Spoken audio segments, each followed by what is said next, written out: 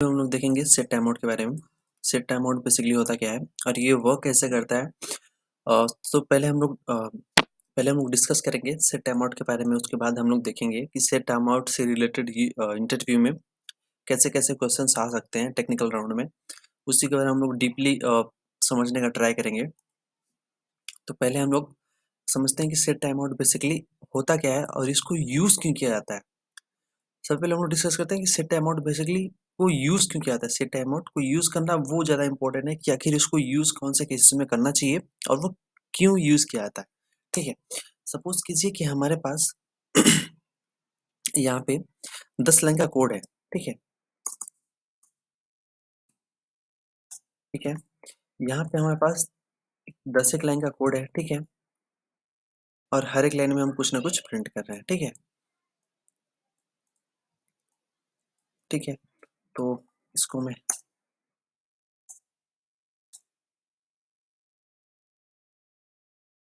इतना ही लेके चलते हैं। अभी हम सपोज कीजिए हमारे पास इतने लाइन का कोड है और हर एक लाइन में हम डिफरेंट टाइप्स ऑफ नंबर हम प्रिंट करने का ट्राई कर रहे हैं। ठीक है, इसके नीचे आते हैं, यहाँ पे फॉर हमने डाला।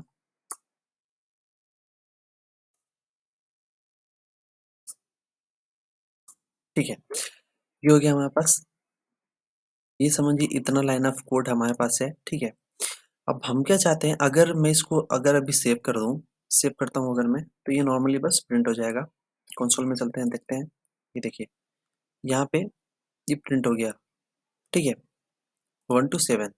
बट ये समझिए कि इसके बीच में हमने सेट टाइम आउट यूज किया हुआ है। ठीक है, सेट टाइम आउट। ठीक है, यहाँ पे हमने कुछ इसको टाइम दिया हुआ है। सपोज करते हैं कि यहाँ पे हमने 1 सेकंड का टाइम दिया है। ठीक है, इसके अंदर हम लिखते हैं कि इनसाइड इनसाइड टाइम आउट। अब अगर मैं इसको सेव करता हूँ, तो बेसिकली होता क्या है, ध्यान दीजिएगा। जावास्क्रिप्ट कोड को एग्जीक्यूट कैसे करता है, ये ध्यान दीजिएगा। सबसे पहले ये लाइन हमारी चलेगी। ठीक है, सबसे पहले ये लाइन हमारी चलेगी, उसके बाद ये लाइन एग्जीक्यूट होगी, उसके बाद ये लाइन एग्जीक्यूट होगी। ठीक है, उसके बाद जब ये लाइन पे आएगा एग्जीक्यूशन के लिए, ठीक है, जब ये लाइन को जावास्क्रिप्ट का इंजन एग्जीक्यूट करने का ट्राई करेगा, तो यहाँ पे ये देखेगा कि यहाँ पे हमने क्या यूज किया है, सेट टाइम आउट। ध्यान से समझिएगा तो समझ में आएगा। यहाँ पे हमने क्या यूज किया हुआ है, सेट टाइम आउट। ठीक है, जब सेट टाइम आउट में वो फिर टाइम चेक करेगा। ठीक है, टाइम इतना है, सेट टाइम आउट देखेगा, सेट टाइम है तो इस वाले लाइन को स्किप करेगा वो। ठीक है, उसके बाद इस वाले लाइन को एग्जीक्यूट करेगा, उसके बाद इसको एग्जीक्यूट करेगा, फिर इसको, फिर इसको। ठीक है, तो जैसे ही इन सब लाइन का एग्जीक्यूशन खत्म हो जाएगा, ध्यान दीजिएगा, हो सकता है कि हमारे पास ये जितनी यहाँ पे हमने बस नीचे में हमने 4 ही लाइन लिया हुआ है, हो सकता है यहाँ पे कि हमारे पास लगभग हो सकता है लाखों लाइन्स का कोड हो, जो कि हो सकता है कि 5 सेकेंड का टाइम ले रहा हो एग्जीक्यूशन के लिए। ठीक है, यहाँ पे सपोज करके चलते हैं कि हमारे यहाँ पे नीचे लगभग लाख लाइन का समझिए कि बहुत बहुत लेंथी कोड है, जो कि करीब 5 सेकेंड टाइम ले रहा है एग्जीक्यूशन के लिए। और समझ लीजिए कि वो बस हमने ऐसे ही लिखा हुआ है, बस कंसोल लॉग, बस हम कुछ ना कुछ प्रिंट करवा रहे हैं। ठीक है, ये समझ लीजिए, या फिर कुछ और भी हो सकता है। और वो टोटल टाइम ले रहा है कितना, 5 सेकेंड। वो टोटल टाइम कितना ले रहा है, 5 सेकेंड। और इसका टाइम है कितना, 1 सेकेंड। ठीक है, तो ये जो कोड है हमारा, वो 1 सेकेंड के बाद देखिए, जो सेट टाइम आउट के अंदर जो भी कोड होता है और वो जो टाइमिंग होता है, वो जो टाइम हम देख सकते हैं, इसका मतलब ये होता है कि इतने टाइम के बाद सेट टाइम आउट के अंदर का जो कुछ भी कोड है, जो कुछ भी कोड है वो एग्जीक्यूट होना है। ठीक है, इतने टाइम के बाद सेट टाइम आउट के अंदर जो कुछ भी कोड लिखा हुआ है वो एग्जीक्यूट होना है। ठीक है, तो अगर मान लीजिए हमने अगर इसके, तो देखिए अब चूंकि यहाँ पे एग्जीक्यूशन क्या हो रहा था, ऐसे एग्जीक्यूट हो रहा था। ठीक है, अब अगर नीचे मान लीजिए इसको 5 सेकंड और लग रहा है एग्जीक्यूशन के लिए, 5 सेकंड और एग्जीक्यूशन के लिए टाइम लग रहा है, और इसका 1 सेकंड खत्म हो गया है। इसका 1 सेकंड जो टाइमर था वो खत्म हो गया है, बट नीचे एग्जीक्यूशन के लिए 5 सेकंड लग रहा है, तो ये इसको एग्जीक्यूट नहीं करेगा 1 सेकंड खत्म होने के बाद। ध्यान दीजिएगा, प्रायोरिटी देता है ये। प्रायोरिटी क्या करेगा ये, कि पहले ये 5 सेकंड जो भी टाइम लग रहा है नीचे कोड को एग्जीक्यूट करने में, प्रिंट करने में, वो पहले उसको खत्म करेगा। तो क्या हो गया यहाँ पे 5 सेकंड इसका हो गया, ठीक है, और 1 सेकंड इसका हो गया। समझ रहे हैं? ध्यान दीजिएगा। तो ये टोटल जो टाइम लिया इसने कितना लिया, तो ये वाला जो कोड है इसके अंदर का ये टोटल कितना टाइम लिया हमारा एग्जीक्यूट होने के लिए, 5 सेकंड लिया। 5 सेकंड इसने लिया, क्यों? क्योंकि इसके नीचे इस सेट टाइम आउट के नीचे जो हमारा कोड था वो एग्जीक्यूट होने में कितना टाइम ले रहा था, 5 सेकंड एग्जीक्यूशन के लिए टाइम ले रहा है, ठीक है। जिसकी वजह से जब सब कोड एग्जीक्यूट हो जाएगा उसके बाद ही हमारा सेट टाइम आउट एग्जीक्यूट होगा, ठीक है। नॉर्मली अगर होता क्या है, अगर मान लीजिए यहाँ पे हमारे पास इतना ही कोड है, नॉर्मल वे में अगर हम समझते हैं तो अगर हमारे पास इतना ही कोड है, नीचे में 4 लाइन का ही है, तो ये क्या करेगा, जैसे ही ये कोड एग्जीक्यूट हो जाएगा, खत्म हो जाएगा, उसके बाद ये सेट टाइम आउट के अंदर ये टाइम भी हमारा एक सेट जैसे ही खत्म हो जाएगा, इसके अंदर का कोड, ये अंदर का कोड ये प्रिंट हो जाएगा, ठीक है। ये इसके अंदर का कोड प्रिंट हो जाएगा, ये नॉर्मल वे में। तो हम क्या चाहते हैं बेसिकली, इसको बोलते हैं एसिंक्रोनस। एसिंक्रोनस इसको क्यों बोलते हैं, ध्यान दीजिएगा। जैसे ही जावास्क्रिप्ट इंजन ने ये देखा, जैसे देखिए, जैसे इस लाइन को ये लाइन में एग्जीक्यूट हुई, फिर ये हुई, फिर ये हुई, ठीक है। जैसे ही जावास्क्रिप्ट इंजन ने ये देखा कि यहाँ पे सेट टाइम आउट है, तो इसने इस वाले लाइन को क्या किया, स्किप किया, ठीक है। इसने इस वाले लाइन को स्किप किया, ठीक है। उसके बाद ये दूसरी लाइन पे नीचे वाले लाइन को एग्जीक्यूट करने के लिए आ गया, क्योंकि जावास्क्रिप्ट किसी के लिए रुकता नहीं, ये ले रहा है 1 सेकंड यहाँ पे। इसका क्या कहना है, सेट टाइम आउट का क्या कहना है कि भैया यहाँ पे 1 सेकंड मैं लेने वाला हूँ, 1 सेकंड के बाद ही मैं एग्जीक्यूट होऊंगा, ठीक है। 1 सेकंड के बाद ये जब बोल रहा है कि मैं 1 सेकंड के बाद एग्जीक्यूट होऊंगा, तो जावास्क्रिप्ट यहाँ पे रुकेगा नहीं इसके लिए कि नहीं भाई तुम पहले अपना टाइम खत्म करो फिर मैं तुमको एग्जीक्यूट करके नीचे जाऊंगा, ऐसा नहीं होता। ये यहाँ पे इसको स्किप कर देगा, इस वाले पार्ट को स्किप करेगा, नीचे आएगा, इसको एग्जीक्यूट करेगा, इसको एग्जीक्यूट करेगा, इसको करेगा, इसको करेगा, फिर उसके बाद तब तक अगर इसका जैसे 1 सेकंड खत्म हो जाएगा फिर उसको एग्जीक्यूट कर देगा। ये ध्यान दीजिएगा। तो हम क्या करते हैं, इसको बोलते हैं एसिंक्रोनस बोलते हैं। ध्यान दीजिएगा, इसको क्या बोलते हैं, asynchronous,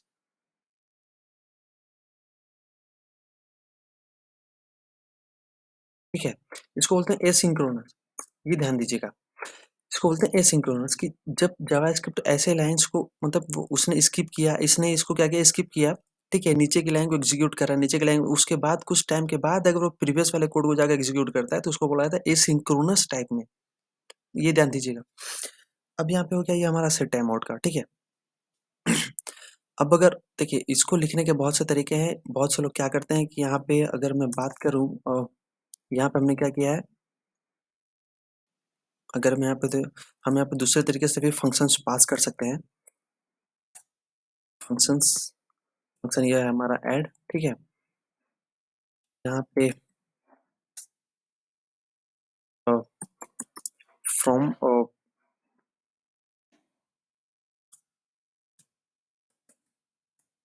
from set time out, ठीक है। अब हम क्या कर सकते हैं, इस वाले फंक्शन को यहाँ से अगर मैं यहाँ से इसको हटा दूँ, इतना मैं हटा दूँ यहाँ पे मैं सीधे उसको कॉल कर सकता हूँ, ठीक है। ध्यान दीजिएगा, यहाँ पे हम इसको कॉल नहीं करते, क्योंकि ये जो हमारा सेट टाइम आउट जो फंक्शन है, ये जो सेट टाइम आउट जो है ये हमारा हायर ऑर्डर फंक्शन होता है। ध्यान दीजिएगा, ये बात का ध्यान दीजिएगा, ये हायर ऑर्डर फंक्शन होता है। ये हायर ऑर्डर फंक्शन होता है जिसकी वजह से हम इसको यहाँ पे कॉल नहीं कर सकते, हम इसको फंक्शन भेजते हैं। पहला आर्गुमेंट हमारा फंक्शन होता है, ध्यान दीजिएगा, जो फंक्शन हमको एग्जीक्यूट करना है इतने टाइम के बाद, ठीक है। इतने टाइम के बाद हमको जो फंक्शन एग्जीक्यूट करना है वो हमको यहाँ पे भेजना होता है, ठीक है। अब अगर ये जो फंक्शन है हमारा, जो हम यहाँ पे फंक्शन भेज रहे हैं, अगर हम इसको कुछ आर्गुमेंट्स वगैरह पास करना चाहते हैं तो हम यहाँ पे आर्गुमेंट्स पास कर सकते हैं। जैसे यहाँ पे अगर हम कुछ पैरामीटर ये पास करना चाहते हैं, कुछ और भी अगर पास करना चाहते हैं, ये हो गया, ठीक है। तो हम इसको पास देखिए, पहला आर्गुमेंट होगा हमारा फंक्शन जो कि इतने टाइम के बाद एग्जीक्यूट होना चाहिए, ये दोनों हमारे फिक्स रहेंगे, यहाँ पे कुछ चेंजेस नहीं करना है। और इसके बाद जो आर्गुमेंट्स हम पास कर रहे हैं वो तो हम अपने फंक्शन को पास कर रहे हैं, या फिर हम उसको रिसीव कर सके रिसीव करके हम उसको प्रिंट कर सकते हैं, ठीक है। तो यहाँ पे अगर मैं ये कर दूं, उसके बाद अगर मैं प्रिंट कर दूं, वन हो गया, ये टू हो गया, ठीक है।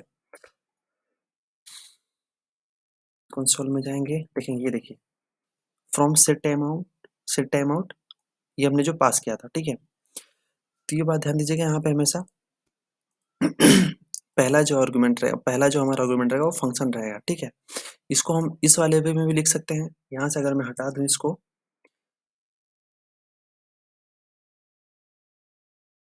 इस वाले में भी लिख सकते हैं हम इसको। इसको बस हमको यहाँ से हटा देना है। ये हो गया हमारा, ठीक है।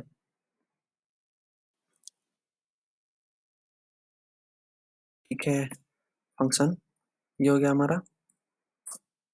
ये हम लोग इसको ऐसे भी लिख सकते हैं कि ध्यान दीजिएगा कि जो हमारा सेट टाइम आउट जो फंक्शन होता है वो हायर ऑर्डर फंक्शन होता है जो कि फंक्शन को लेता है, ठीक है। ये हो गया। अब इससे रिलेटेड हम लोग क्या करेंगे, इंटरव्यू और से रिलेटेड क्वेश्चंस वगैरह देखते हैं कि आके इंटरव्यू से रिलेटेड क्वेश्चन इसमें कैसे पूछते हैं। तो उसके लिए इसको हटाता हूँ। तो एक बहुत ही फेमस क्वेश्चन है जो कि हर एक इंटरव्यू में पूछता है ये इंटरव्यूअर टेक्निकल राउंड में। जैसे आपने देखा ही होगा कि अ, यहाँ पे ये होता है I is less than 5, plus plus है हमारा। इसके अंदर वो लोग क्या करते हैं, सेट टाइम आउट वो लोग लगा के देते हैं, सेट टाइम आउट, ठीक है। और यहाँ पे कुछ टाइमिंग रहता है, जैसे कि 1 सेकेंड हो सकता है या फिर 2 सेकेंड होता है, कुछ भी होता है। इसके अंदर वो लोग प्रिंट करवाते हैं किसकी वैल्यू को, आई को, ठीक है। तो इसके बारे में समझते हैं आखिर ये कैसे काम करता है। ये हो गया हमारा। अब अगर मैं इसको सेव करूं तो यहाँ पे एक्सपेक्ट हम क्या करते हैं कि नॉर्मली हम क्या एक्सपेक्ट करते हैं, हमको क्या लगता है कि जैसे ही लूप ये चालू होगा, ये लूप चालू होगा, ये इसके अंदर आएगा, यहाँ पे देखेगा 1 सेकेंड है तो 1 सेकेंड के बाद प्रिंट करेगा, तो 1 सेकेंड के बाद आई की वैल्यू, तो यहाँ पे आई की वैल्यू जो कुछ भी है, आई की वैल्यू शुरू में हमारी 0 रहेगी, ठीक है। हमको क्या लगता है कि हमको क्या मिलेगा, यहाँ पे 0 मिलेगा, 1 2 3 4 हमको ये मिलेगा, ठीक है। बट ऐसा नहीं होता सेट टाइम आउट में, यही नहीं होता, क्योंकि यहाँ पे क्लोजर का कॉन्सेप्ट लगता है। क्लोजर का अगर आपने क्लोजर आपको समझना हो तो मैं अपने वीडियो का लिंक दे दूंगा, डिस्क्रिप्शन में ऐड कर दूंगा, आप देख लीजिएगा, ठीक है। क्योंकि ये जो है यहाँ पे जो सेट टाइम आउट है बेसिकली क्लोजर पर टोटली बेस्ड होता है, क्लोजर के ऊपर ही टोटली बेस्ड है, ठीक है। अब अगर मैं इसको एक फंक्शन के अंदर रख दूं तो ज़्यादा बेटर होगा, नहीं तो फिर रहने देते हैं, ठीक है। तो इसके बारे में समझते हैं आखिर ये होता क्या है। ये काम कैसे करता है, देखिए। जैसे ही यहाँ पे क्या होगा कि ये फॉर लूप जैसे ही चलेगा, अब अगर आपको इजी समझाने के लिए मैं क्या करता हूँ, यहाँ पे प्रिंट कर देता हूँ आई की value, outer of set time out. यहाँ पे आई की वैल्यू को मैं प्रिंट कर रहा हूँ, ठीक है। ये ध्यान दीजिएगा, ये सेट टाइम आउट एक अलग चीज है, और मैं इस वाले फॉर लूप के अंदर इसको प्रिंट कर रहा हूँ आई की वैल्यू को, ठीक है। और ये भी सेट टाइम फॉर लूप के अंदर ही है, ठीक है। तो अगर मैं इसको सेव करता हूँ तो देखिएगा यहाँ पे आपको क्या देखने के लिए मिला, outer outer of set time out. यहाँ पे 0 है, 1 है, 2 है, 3 है, 4 है। तो ये कौन सी लाइन हमारी एग्जीक्यूट हुई है, ये वाली लाइन हमारी एग्जीक्यूट हुई है। ये वाली लाइन हमारी प्रिंट कर रही है आई की वैल्यू को। आई की वैल्यू हमारे शुरू में 0 थी, उसके बाद 1 2 3 4, 1 2 3 4 हुई है। बट यहाँ पे देखिए 5 जो है 5 बार प्रिंट हुआ है, 5 जो है वो 5 टाइम्स प्रिंट हुआ है, ठीक है।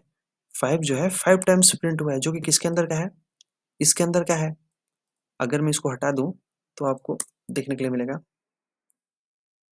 देखिए यहाँ पे कितने बार हुआ है, 5 बार। इसका टाइम मैं अगर थोड़ा सा इंक्रीज भी कर दूं तो चलते हैं 4 सेकेंड, तो देखिएगा यहाँ पे आया हमारा क्या, 5 जो है 5 बार आया, ठीक है। 5 जो है हमारा 5 बार आया, ठीक है। तो वो 5 क्यों आ रहा है, वो बात हमको समझना है कि 5 कैसे आ रहा है। तो ध्यान दीजिएगा बेसिकली होता क्या है, यहाँ पे जैसे हमने फॉर लूप में लगाया है तो ये इसके अंदर आया होगा, फॉर लूप इसके अंदर आया होगा। इसने देखा होगा यहाँ पे सेट टाइम आउट है, तो सेट टाइम आउट है तो यहाँ से रिटर्न हुआ होगा। जब ये रिटर्न हुआ होगा फिर आई को इंक्रीमेंट किया होगा इसने, आई को इंक्रीमेंट किया, यहाँ पे क्या हुआ हमारा 1 हुआ, ये इसके अंदर आया फिर से। ध्यान दीजिएगा यहाँ पे आई की वैल्यू जो है, यहाँ पे आई की वैल्यू इसके अंदर सेव नहीं हो रही है, ठीक है। आई की वैल्यू जो है इसके अंदर सेव नहीं हो रही है, ठीक है। ये क्या हो रहा है यहाँ पे, ये घूम घूम के ये फॉर लूप क्या कर रहा है, ये रोटेट होके हर बार लूपिंग लूपिंग की वजह से क्या हो रहा है, ये आई की वैल्यू को इंक्रीमेंट करते जा रहा है। आई की वैल्यू हमारी कितनी हो जाएगी, जब 5 हो जाएगी, आई की वैल्यू जब हमारी क्या होगी, 5 होगी। जब आई की वैल्यू हमारे पास क्या होगी, 5 होगी, तो ये लूप हमारा ब्रेक हो जाएगा। ये लूप जब ब्रेक हो जाएगा, उसके बाद ये जो हमारा सेट टाइम आउट के अंदर का कोड है वो एग्जीक्यूट होगा, क्योंकि हमने यहाँ पे क्या टाइमिंग दे रखा है, यहाँ पे हमने टाइमिंग दे रखा है 4 सेकंड का। ध्यान दीजिएगा, यहाँ पे हमने क्या टाइमिंग दे रखा है, 4 सेकंड का जो हमने टाइम दे रखा है, जिसकी वजह से ये जो कोड है वो हमारा एग्जीक्यूट होगा कितनी देर के बाद, 4 सेकंड के बाद एग्जीक्यूट होगा। बट ये तो हमारा फॉर लूप तो खत्म हो गया है। ध्यान दीजिए, यहाँ पे हमारा फॉर लूप तो खत्म हो गया है, तो मतलब आई भी खत्म हो गया होगा। ऐसा नहीं होता, ऐसा नहीं होता, क्योंकि यहाँ पे किसका कॉन्सेप्ट लग रहा है, क्लोजर का कॉन्सेप्ट लग रहा है। ठीक है, क्लोजर के कॉन्सेप्ट की वजह से ये जो होता है सेट टाइम आउट, यहाँ पे जो सेट टाइम आउट है, ये जो फंक्शन होता है, ये अपने आउटर स्कोप के वेरिएबल को एक्सेस कर पाता है। यहाँ पे जो आउटर स्कोप का जो वेरिएबल है यहाँ पे आई जो है, उसके उसके रेफरेंस को ये एक्सेस कर सकता है। ठीक है, तो ध्यान दीजिएगा, वेयर जो होता है, वेयर टाइप का जो वेरिएबल होता है, वेयर टाइप का जो वेरिएबल होता है वो कौन से लेवल का होता है, वो फंक्शन लेवल का होता है, वो फंक्शन लेवल का होता है। ठीक है ना, बट यहाँ पे हमारा क्या है, यहाँ पे हमारा क्या है, ये ब्लॉक स्कोप का है। बट यहाँ पे क्या है, आई जो हमारा क्या है, ब्लॉक स्कोप है। यहाँ पे हमारा क्या है, आई, यहाँ पे जो हमारा आई है वो ब्लॉक स्कोप का है। यहाँ पे हमने उसको डिक्लेयर किया है ब्लॉक स्कोप के लेवल पे, बट वेर टाइप का जो वेरिएबल होता है वो फंक्शन लेवल के लिए होता है। तो अगर हम चाहते हैं कि आई की जो वैल्यू है, इसके बाहर एक्सेस अगर करना चाहें, इस वाले ब्लॉक लेवल के बाहर, तो हम एक्सेस कर सकते हैं, क्योंकि ये हमारा फंक्शन लेवल नहीं है, ये हमारा ब्लॉक लेवल है। तो अगर हम इसके बाहर भी अगर उसको एक्सेस करना चाहें तो हम एक्सेस कर सकते हैं। ध्यान दीजिएगा, यहाँ पे आई की वैल्यू को अगर मैं यहाँ पे प्रिंट करवाना चाहूँ फ्रॉम आउटर, ठीक है, ये देखिए यहाँ पे क्या वैल्यू आ रही है, हमको 5 देखने के लिए मिल रहा है। यहाँ पे वैल्यू कितनी है उसकी, ये ध्यान दीजिए, यहाँ पे 5 है, कहाँ से आ रहा है, फ्रॉम आउटर। तो यहाँ पे क्या हो रहा है, देखिए यहाँ पे हम उसकी वैल्यू को बाहर से भी एक्सेस कर पा रहे हैं। तो सेम उसी टाइप से क्या होगा, ये जो हमारा सेट टाइम आउट है, ये उस टाइम तक देखिए, जैसे ही ये यहाँ पे आई की वैल्यू 5 हुई होगी, जैसे ही आई की वैल्यू 5 हुई होगी, वैसे ही ये हमारा लूप जो होगा ब्रेक हुआ होगा। जब ब्रेक हुआ होगा, तो ब्रेक होने के बाद जब ये हमारा सेट टाइम आउट जब रन होगा, तो उस टाइम पे करंट में जो आई की वैल्यू होगी, करंट में जो आई की वैल्यू होगी, करंट में आई की वैल्यू क्या है, 5 है। ध्यान दीजिए, करंट में जब ये लूप हमारा ब्रेक हो, उस टाइम पे आई की वैल्यू क्या है, 5 है, तो उसको वो प्रिंट करेगा। ठीक है, करंट में जो वैल्यू है आई की, वो उसको प्रिंट करेगा, क्योंकि ये क्लोजर के कॉन्सेप्ट के ऊपर ये काम करता है। ठीक है ना, तो करंट में जो आई की वैल्यू है उसको वो प्रिंट करेगा, ये ध्यान दीजिएगा। और ये तो इसी तरह से हम लोग इसको आई की वैल्यू को बाहर में एक्सेस कर सकते हैं, क्योंकि ये जो आई है हमारी, ये ब्लॉक लेवल का नहीं है। यहाँ पे तो हमने उसको डिक्लेयर किया है ब्लॉक लेवल के अंदर, बट वो फंक्शन लेवल का होता है। फंक्शन लेवल का मतलब होता है, मतलब फंक्शन के बाहर हम उसको एक्सेस नहीं कर सकते, बट ब्लॉक के बाहर हम उसको एक्सेस कर सकते हैं, ये ध्यान दीजिएगा। तो ये हो गया हमारा इंटरव्यू से रिलेटेड एक क्वेश्चन, ये हर बार पूछा ही जाता है। यहाँ पे हम लोग टाइमिंग को चाहे जितना भी रखें, बट ये एग्जीक्यूट उसी वे में होगा जैसे हम लोग अब जैसे कि अभी तक हो रहा है। ठीक है, तो मिलते हैं नेक्स्ट वीडियो में, तब तक के लिए बने।